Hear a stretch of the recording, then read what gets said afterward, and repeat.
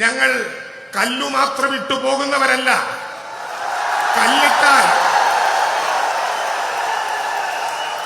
കല്ലിട്ടാൽ സാധാരണ ഒരു വീട് നിർമ്മിക്കുമ്പോ 3 അടി താഴ്ചയിലേക്ക് വാരമെടുത്താൽ മതി.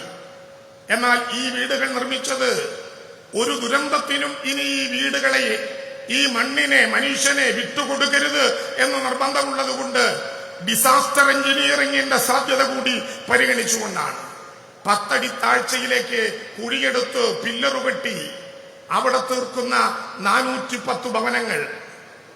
ഒരു കാര്യം ഞാൻ ഉറപ്പിച്ചു പറയാം, ഞങ്ങൾ കല്ലു മാത്രം ഇട്ടു പോകുന്നവരല്ല. കല്ലിട്ടാൽ